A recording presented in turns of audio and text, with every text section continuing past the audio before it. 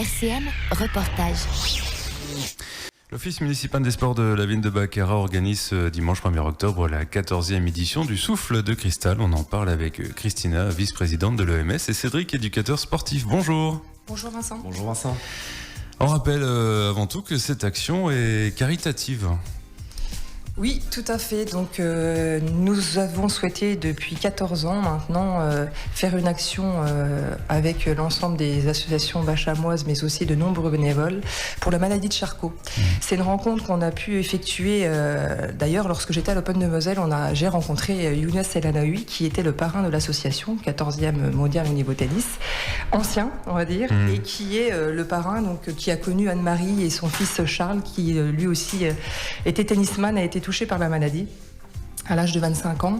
Il a 41 ans maintenant, et il est vrai que aujourd'hui l'association a été mise en place par cette maman et sa famille pour pouvoir aider à la recherche. Tous les fonds qui sont récoltés vont permettre de pouvoir, au niveau du matériel, les prêter à la famille et de monter différentes actions pour aider toutes ces personnes-là qui sont atteintes par la maladie qui est dégénérative. Et du coup, en fait, c'est quoi? C'est les bénéfices, Alors, qu'est-ce qui va à aujourd'hui, on l'association? parle souvent du mot bénéfice. En réalité, c'est les inscriptions des courses, donc du matin et de la marche, qui vont faire en sorte de pouvoir reverser réellement une somme importante à l'association. Il y a quelques années en arrière, on pouvait parler vraiment de bénéfices, dépenses, recettes. À l'heure d'aujourd'hui, le nerf de la guerre, c'est l'argent. C'est un petit peu difficile de parler de bénéfices. Et quand on n'en a pas, quand le temps est mauvais, malheureusement, on ne peut pas se permettre. Nous, on a fait le choix avec l'Office municipal des sports de pouvoir reverser quelque chose. Bah oui, et puis c'est aussi une motivation pour ceux qui s'inscrivent, de savoir qu'ils s'inscrivent aussi pour une bonne cause. Pour une bonne cause, voilà. Marche et course au programme donc de ce dimanche après-midi. Cédric, il y en a pour tout le monde. Alors c'est le dimanche matin, on est matin, oui, ça commence le matin. Ça. Avant 9h pour les inscriptions, donc marche à 9h, avec le soutien du club vosgien et par l'intermédiaire des correspondants locaux Christian Renard et Régis Morlot. Et ensuite à 10h15, le départ du 10 km. Donc là où les parcours ont été réalisés par notre responsable de parcours, Martial Bannereau, et 5 km à 10h45. Voilà pour les courses, on va dire, pour les événements du matin. Sachant que le 10 km est ouvert à partir de la catégorie cadet, donc c'est à partir, les catégories cadet, et le 5 km à partir de la catégorie minime. Avec bien sûr les podiums à partir de midi. Et alors ces circuits sont plutôt en forêt, hein? Alors il y a une partie ville. Alors pour le 10 km c'est moitié-moitié, ville-forêt. Donc sur du sentier forestier, vraiment du petit trap, très agréable, très roulant.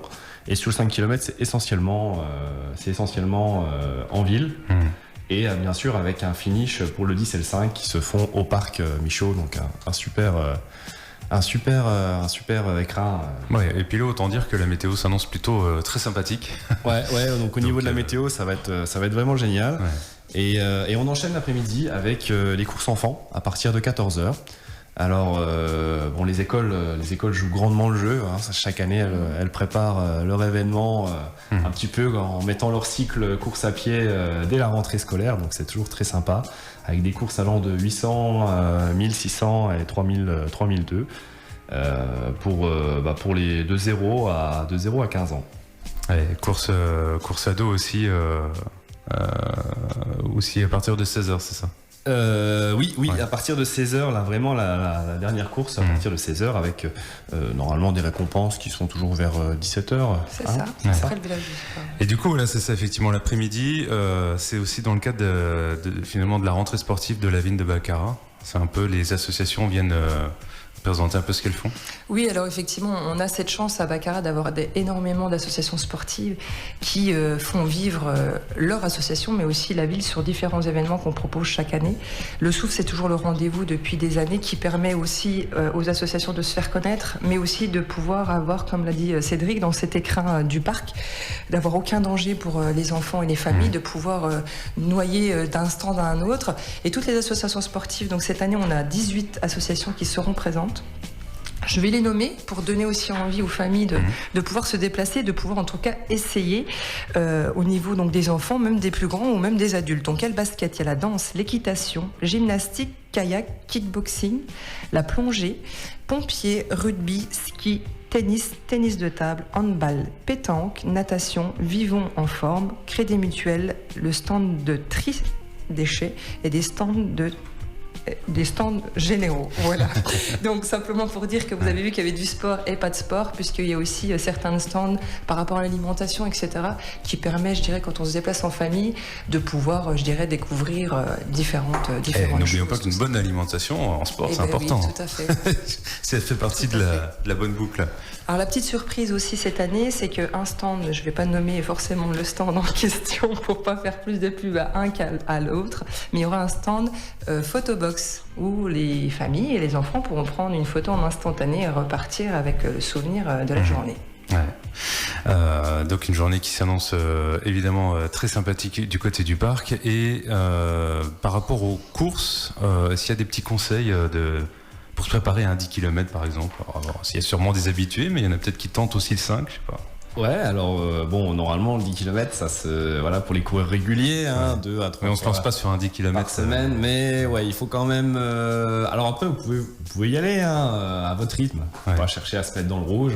Essayer comme on dit, de courir en endurance fondamentale, donc c'est-à-dire d'être capable de discuter en même temps que vous courez sans être à bout de souffle. Voilà, c'est ça le principe. Après, je pense que ouais, vraiment pour ceux qui veulent s'y mettre, découvrir. Il faut le faire une première fois pour le finir. Voilà, sans vraiment d'objectif de temps.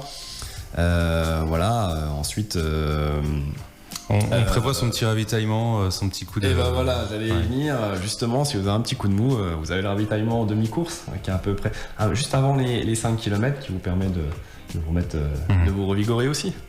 Donc tu n'arrives plus à discuter, c'est pas. Faut réduire un peu. Ouais, c'est ça. Ouais. Si vraiment vous commencez à être tout rouge et que vous n'arrivez plus à respirer, là il faut ralentir la cadence. Chaque année, est-ce qu'il y en a qui font un peu le chrono, qui tentent un peu les. Oui, exactement. Ouais, l'année dernière, on a eu un beau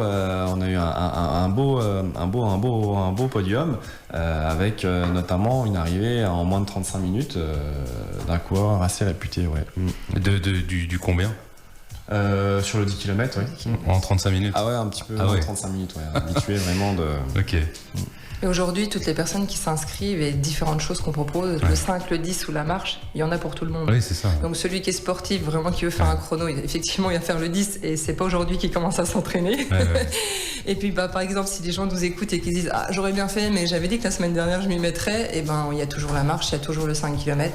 On sait qu'on commence une course et le but du jeu, c'est d'essayer de la finir au maximum. Et si à un moment on doit s'arrêter parce qu'on n'est plus bien, l'essentiel, c'est d'avoir participé et de pouvoir, mettre en avant cette association pour laquelle on défend la cause depuis des années. En fait, c'est vraiment familial et sportif, quoi. Exactement. Les deux volets sont vraiment. Est-ce que sur les stands du village, on peut aussi s'inscrire peut-être pour les nouvelles saisons? Tout à fait. Donc, ce que je disais un petit peu en préambule, c'est qu'on découvre, c'est gratuit, donc les gens font comme ils veulent, mais effectivement, les associations vont promouvoir un petit peu leur activité sur l'année.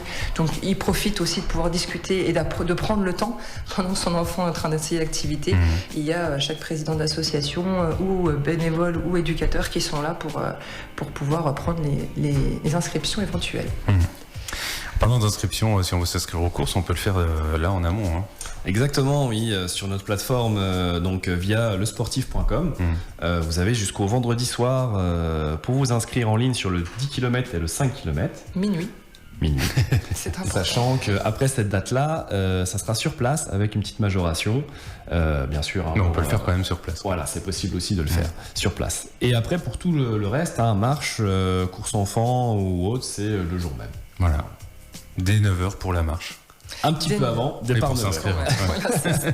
On a également le challenge des entreprises et le challenge associatif. Donc en fonction du 5 et du 10, les personnes qui seront le plus représentées gagneront le trophée de l'association la plus représentée sportive, Bachamoise ou autre, et bien sûr de l'entreprise.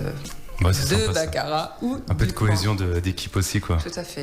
Et chaque année d'ailleurs les gens jouent le jeu, et des années c'était les pompiers, d'autres c'était la MHB, donc n'hésitez pas à venir nombreux. Qu'est-ce qu'on peut dire encore sur ce souffle 14e édition? Et Est-ce on qu'on peut oublie encore juste quelque rajouter chose? une petite Ouais. chose parce que souvent on dit zéro, à partir de zéro. Personne ne pose la question, mais zéro, comment on va faire? On ne sait pas marcher.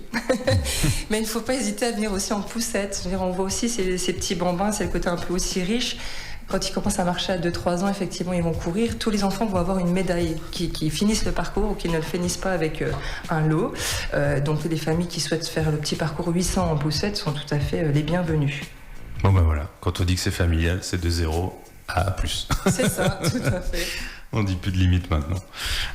Tiens, je sais pas si vous savez de mémoire le doyen ou la doyenne sur une course indiquée. Oh, alors là, je note, c'était je note- 79. ouais, je note monsieur que je vois tout le temps. Voilà, on chaque voit, année. alors là je l'ai plus le nom, mais je crois que c'était 79. Enfin, Il me c'était semble, assez, 79. c'était- Bon bah il va faire ses 80 cette année alors. Non mais l'année dernière, voilà, on est encore époustouflés parce que Ouais. il termine avec son temps honorable. C'est plus vétéran, c'est master Oh là, oui, c'est 10 master, quoi, mais c'est beau et Ouais, finalement c'est c'est aussi riche de se dire que c'est des gens qui ont toujours vécu avec le sport, je dirais à l'intérieur de lui-même, mais on sait aussi que le sport véhicule beaucoup de valeurs avec les autres, mais aussi pour soi-même et du coup c'est un bon exemple et chouette de la vie, je trouve. Ah bah voilà, c'est dimanche. Souffle de cristal 14e édition. Merci d'être venu nous en parler. Merci Eh bien, Vincent. Et puis bonne édition. Merci. Merci. Bonne journée.